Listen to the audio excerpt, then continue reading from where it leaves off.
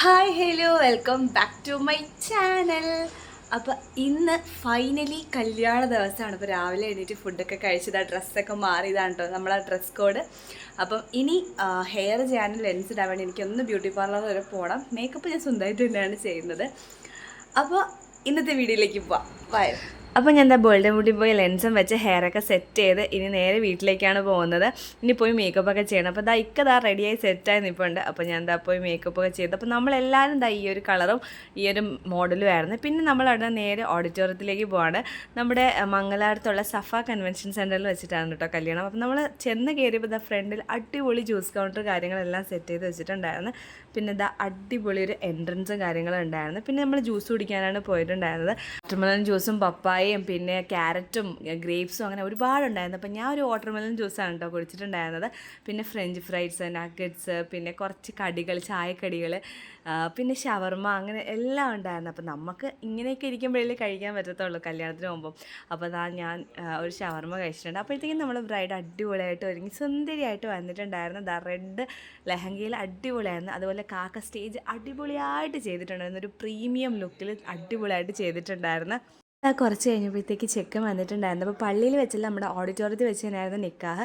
അപ്പോൾ ബ്രൈഡ് നിക്കാഹ് കാണുകയാണ്. അപ്പോൾ നിക്കാഹൊക്കെ കണ്ട് അവർ കുറേ നാൾ കൊണ്ട് ആഗ്രഹിക്കുന്ന ഒരു കാര്യമാണ്. പിന്നെ നിക്കാഹ് കഴിഞ്ഞ് അവർ സൈനൊക്കെ ചെയ്യാണ്. അപ്പോൾ ആസി ഒഫീഷ്യലി മിസ്സിസ് അജ്മൽ ആയിട്ടുണ്ട്.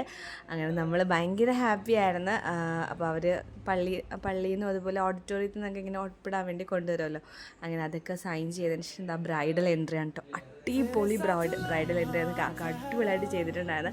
ഈ കല്യാണത്തിന് ഫുൾ ഇവൻറ്റ്സും ചെയ്തിട്ടുണ്ട്. ഞങ്ങളുടെ ഇവൻറ്റ്സ് തന്നെയാണ്, അലങ്കാർ ഇവൻറ്റ്സാണ് ചെയ്തിട്ടുണ്ടായിരുന്നത്. അപ്പോൾ തന്നെ ആമിയുടെ ഫ്രണ്ട്സിൻ്റെ ഡാൻസ് ഉണ്ടായിരുന്നു. അടിപൊളി ഡാൻസാണ് കേട്ടോ. അവർ അടിപൊളിയായിട്ട് കളിച്ചിട്ടുണ്ടായിരുന്നു. നല്ല രസമായിരുന്നു ഡാൻസ് കാണാനായിട്ട്. സാധാരണ നമ്മളിങ്ങനെ പൈസ കൊടുത്ത് കളിക്കുന്നതിനേക്കാളും അടിപൊളിയായിട്ട് കളിച്ചിട്ടുണ്ടായിരുന്നു.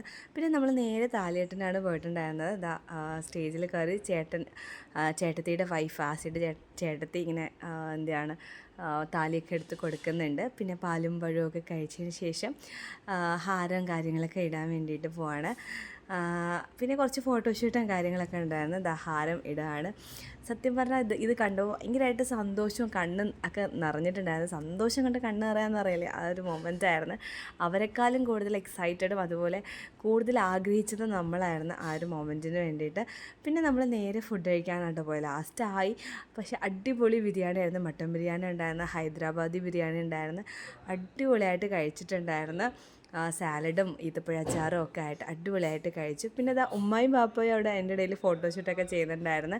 പിന്നെ ആസി എല്ലായിടത്തും ഓടി നടന്ന് യാത്ര പറയണം. കരയാതിരിക്കാൻ വേണ്ടി എല്ലാവരെയും ഓടി നടന്നാണ് പറയണത്. കാരണം കുറച്ച് നേരം വെയിറ്റ് ചെയ്താൽ നമ്മളെ പൊട്ടിപ്പോവും. എനിക്കൊക്കെ ഭയങ്കരമായിട്ട് സങ്കടം വന്നിട്ടുണ്ടായിരുന്നത്.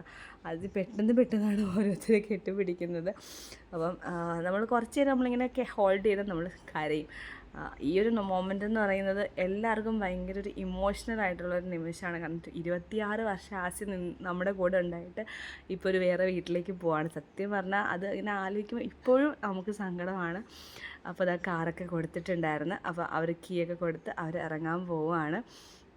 അപ്പോൾ ക്യാമറമാൻ കെട്ടിപ്പിടിക്കാനും അങ്ങനെയൊക്കെ പറയുന്നുണ്ട്. അപ്പോഴാണ് അവർ ഹഗ് ചെയ്യുന്നതും വീഡിയോസും ഫോട്ടോസും ഒക്കെ എടുക്കുവാണ്.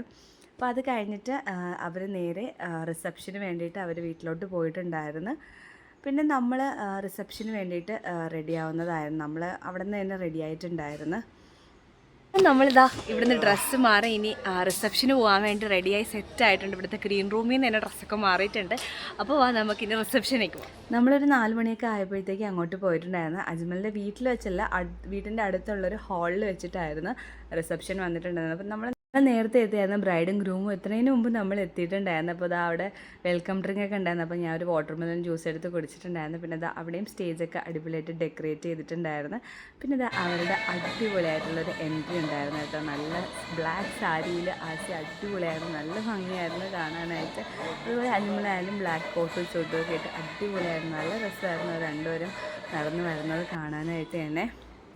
അതൊക്കെ കഴിഞ്ഞതിന് ശേഷം കേക്ക് കട്ടിങ്ങും കാര്യങ്ങളൊക്കെ ഉണ്ടായിരുന്നു. അപ്പോൾ അവരുടെ ഫാമിലി എല്ലാവരും കൂടെ നിന്നിട്ട് കേക്ക് കട്ട് ചെയ്തിട്ടുണ്ടായിരുന്നു. കേക്ക് കട്ട് ചെയ്ത് അതിനുശേഷം ഞങ്ങൾ ഫുഡ് കഴിക്കാൻ പോയിട്ടുണ്ടായിരുന്നു കേട്ടോ. ബറോട്ടയും ചിക്കൻ ഫ്രൈയും അപ്പവും ഒക്കെ ഉണ്ടായിരുന്നു. അപ്പോൾ നമ്മളതെല്ലാം കഴിച്ച് പിന്നെ ഐസ്ക്രീമൊക്കെ കഴിച്ചിട്ട് നേരെ വീട്ടിൽ പോയിട്ടുണ്ടായിരുന്നു. അപ്പോൾ ഇന്ന് ഇത്രയേ ഉള്ളൂ. ഇതുപോലുള്ള വീഡിയോസ് ഇഷ്ടമാണെങ്കിൽ please to subscribe my channel. അപ്പോൾ അടുത്ത വീഡിയോ നിറയ്ക്കും. ടാ.